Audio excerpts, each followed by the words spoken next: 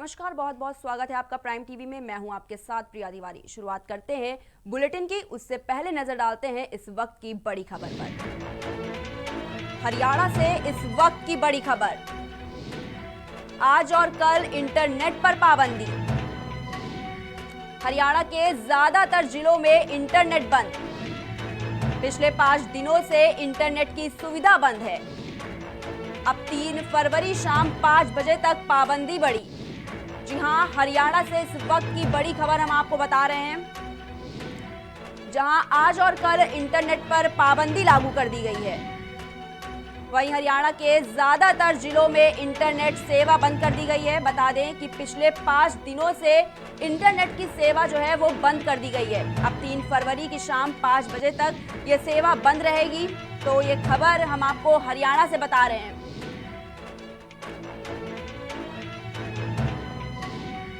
हरियाणा के ज्यादातर जिलों में इंटरनेट बंद।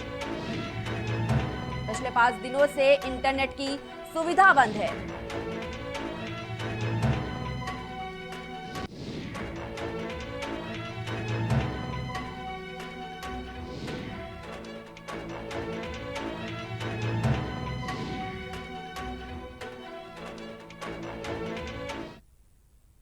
तो इस वक्त की बड़ी खबर आ रही है दिल्ली से, जहां राज्यसभा में विपक्ष का जोरदार हंगामा देखने को मिल रहा है। तो दिल्ली से इस वक्त की बड़ी खबर हम आपको बता रहे हैं, राज्यसभा में विपक्ष का जोरदार हंगामा देखने को मिल रहा है। आपके 3 सांसद निलंबित कर दिए गए हैं। तीनों सांसद पर होगी कार्रवाई। राज्यसभा से किए गए हैं 3 सांसद निलंबित। बता दें कि आप पार्टी के कार्यकर्ता नेता हैं। तो दिल्ली से इस वक्त की बड़ी खबर, राज्यसभा में विपक्ष का जोरदार हंगामा। आम आदमी पार्टी के 3 सांसद निलंबित। तीनों सांसद पर होगी कार्रवाई।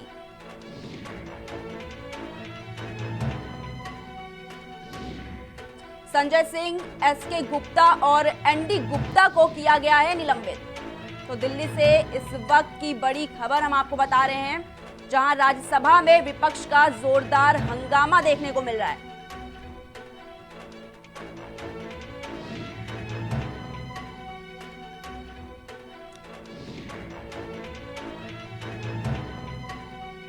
बता दें कि किसान बिल के विरोध में यह हंगामा किया गया है विपक्ष के द्वारा, जिसके चलते सांसदों को निलंबित कर दिया गया है।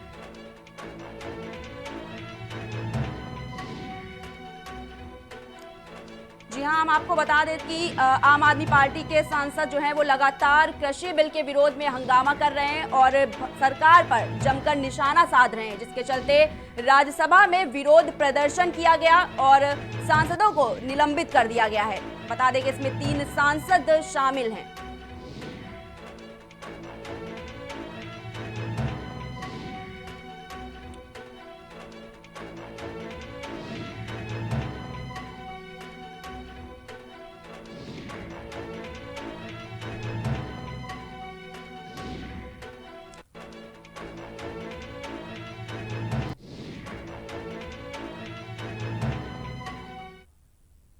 तो इस वक्त की खबर मथुरा से आ रही है। जी हां, मथुरा कृषि कानून के विरोध में महापंचायत।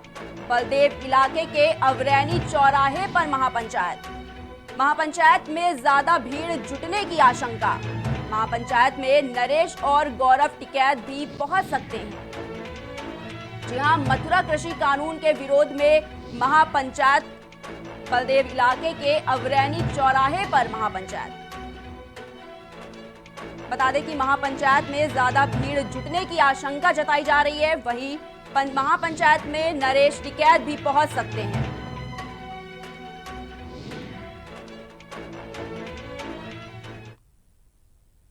बढ़ते हैं अपनी खबरों की ओर। योगी सरकार की मंत्री परिषद की बैठक आज पेपरलेस होगी और सरकार का चौथा बजट भी पेपरलेस पेश किया जाएगा। मुख्यमंत्री आवास पर आयोजित बैठक में प्रदेश सरकार के मंत्रियों को आईपैड संचालित करने के गुर सिखाए गए और सिक्योरिटी फीचर्स की जानकारी देते हुए तकनीक का सुरक्षा के साथ उपयोग करने की सलाह दी गई। सीएम योगी ने प्रदेश में मंत्रिपरिषद की आगामी बैठक में अब ई कैबिनेट करने और ई बजट प्रस्तुत करने का प्रयास करने के निर्देश दिए गए। उन्होंने बजट सत्र से पहले विधानमंडल के सदस्यों को टैबलेट वितरित करने के निर्देश दिए।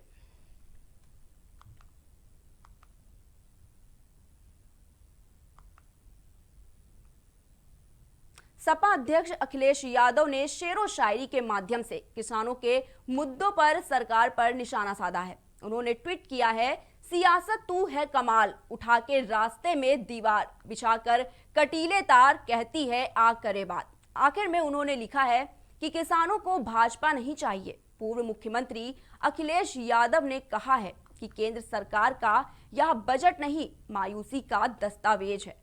बजट में मिले धोखे को किसान, नौजवान, छोटा कारोबारी और नौकरी पेशा कोई भी भूल नहीं पाएगा।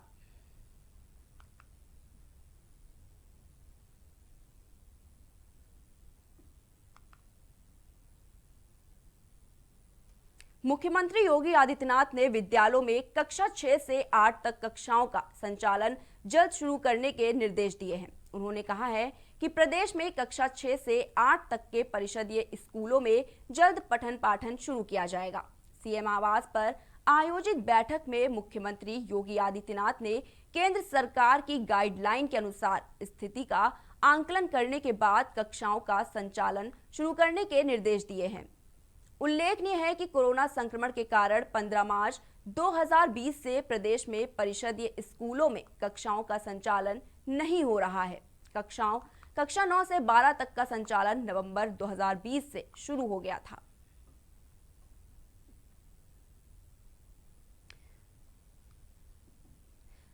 योगी सरकार ने कक्षा 6 से 8 तक के स्कूलों के लिए निर्देश जारी कर दिए हैं।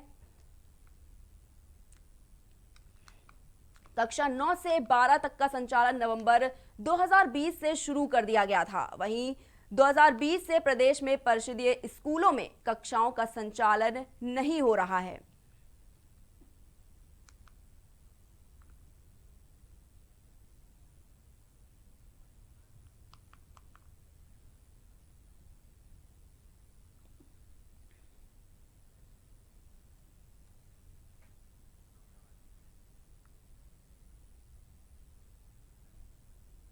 इस वक्त की बड़ी खबर सूत्रों के हवाले से आ रही है। योगी कैबिनेट में शामिल हो सकते हैं कई नए चेहरे। जी हां, योगी कैबिनेट में शामिल हो सकते हैं कई नए चेहरे। 4 फरवरी को हो सकता है कैबिनेट में विस्तार। AK शर्मा को मिल सकती है बड़ी जिम्मेदारी। सूत्रों के हवाले से बड़ी खबर। जी हां, योगी कैबिनेट में शामिल हो सकते हैं कई नए चेहरे। 4 फरवरी को हो सकता है कैबिनेट में विस्तार। AK शर्मा को मिल सकती है बड़ी जिम्मेदारी।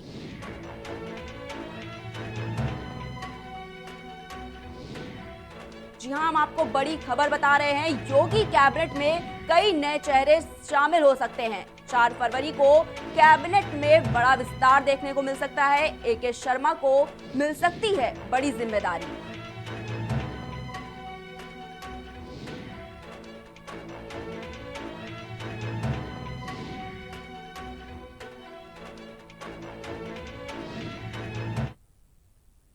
सरकार भारतीय वायुसेना के लिए सरकारी हिंदुस्तान एरोनॉस्टिक लिमिटेड से 83 तेजस हल्के लड़ाकू विमान खरीदने का 48,000 करोड़ रुपए का सौदा आधिकारिक रूप से करेगी। यह अब तक का सबसे बड़ा स्वदेशी रक्षा खरीद सौदा होगा। अधिकारियों ने बताया कि रक्षा मंत्री राजनाथ सिंह, वायु के शीर्ष अफसर और HAL के वरिष्ठ अधिकारियों की मौजूदगी में बेंगलुरु में एरो इंडिया एयरोस्पेस प्रदर्शनी के दौरान अनुबंध पर हस्ताक्षर होंगे।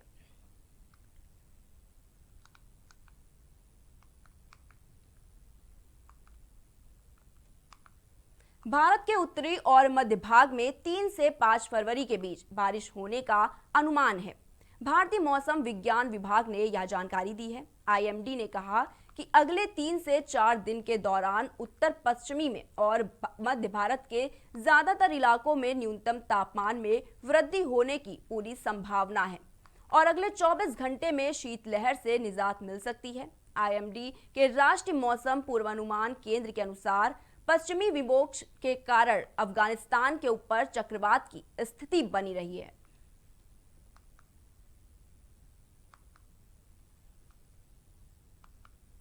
नगर निगम की सीमा में किसी भी तरह के विज्ञापन के लिए अब लाइसेंस लेना अनिवार्य हो गया है।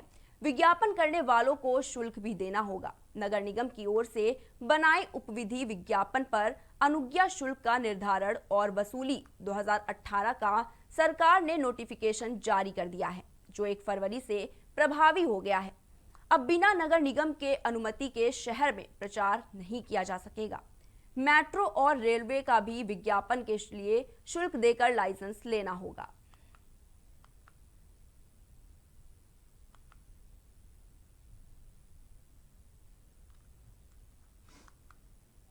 जी हां, आप शहर में प्रचार के लिए लाइसेंस लेना होगा। नगर निगम ने एक नई नीति को लागू किया है। मेट्रो और रेलवे को भी विज्ञापन के लिए शुल्क देकर लाइसेंस लेना होगा।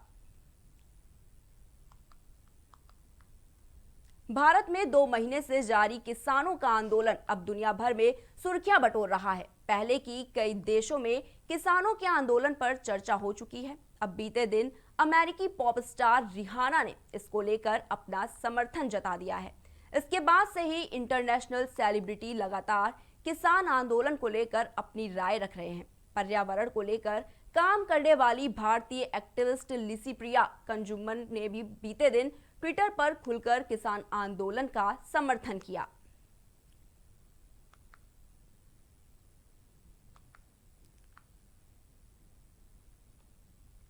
ताजनगरी आगरा में एक बार फिर लव जिहाद का मामला सामने आया है, जिसको लेकर हिंदूवादी नेताओं ने थाने में पहुंचकर जमकर विरोध प्रदर्शन किया। बता दें कि हिंदूवादी कार्यकर्ताओं का आरोप है कि लव जिहाद के मामले में पुलिस कार्रवाई नहीं कर रही है। अलग अलग थाना क्षेत्रों में ऐसे मामले सामने आए हैं, लेकिन पुलिस का रवैया उदासीन रहा है।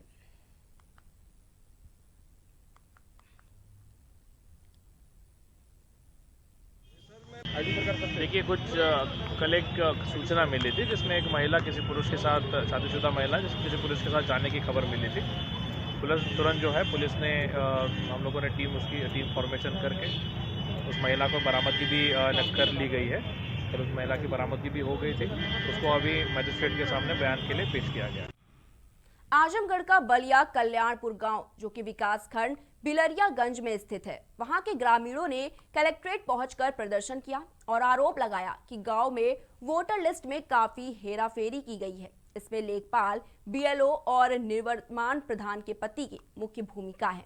बताया गया कि 250 नामों को वैध तरीके से काटने के लिए दिया गया था, लेकिन मात्र 125 लोगों का ही नाम काटा गया, जबकि जो लोग गांव के निवासी हैं उनका भी नाम काट दिया गया है।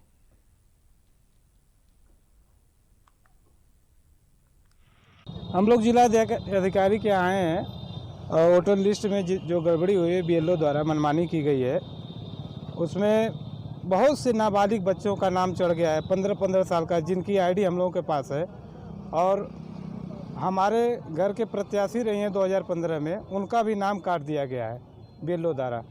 इतनी मनमानी की गई है। 3 बार लिस्ट आई और तीनों बार में 3 तरह आरोप क्या। हम लोग चाहते हैं कि इसमें जो नाम सही है उनको जोड़ा जाए और गलत नाम को निकाल दिया जाए। जो अन्य ग्राम इससे लगभग हम लोगों के 350-400 नाम लगभग। आजमगढ़ के जिला अस्पताल में रेबीज का इंजेक्शन उपलब्ध न होने से लोग परेशान हो गए हैं। आजमगढ़ जिला अस्पताल में इस समय काफी दिनों से रेबीज का इंजेक्शन उपलब्ध नहीं है, जिसको लेकर मरीज काफी परेशान हैं। जंगली जानवर कुत्तों के काटने की वजह से लोग जहां इस इंजेक्शन को लगवाने के लिए जिला अस्पताल जाते हैं, लेकिन वहां इंजेक्शन उपलब्ध न होने की वजह से लोगों को काफी समस्याओं का सामना करना पड़ता है। वहीं बाजार में इंजेक्शन काफी महंगे दामों पर मिल रहे हैं।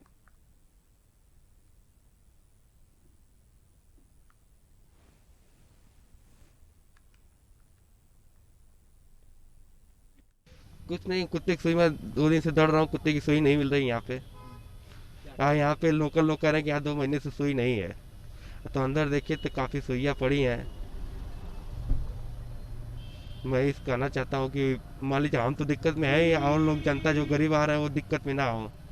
इसलिए जल्द से जल्द सुई उपलब्ध कराई जाए। किस पद पे आप हैं? Pharmacist store incharge district hospital Azamgarh. Anil ji, यहाँ पे कुत्ते की सुई काफी दिनों से नहीं है, क्या कारण है? कुत्ते की सुई इधर जो है डिमांड तो गई हुई है, एनुअल डिमांड भी गई हुई है और त्रैमासिक डिमांड भी गई हुई है।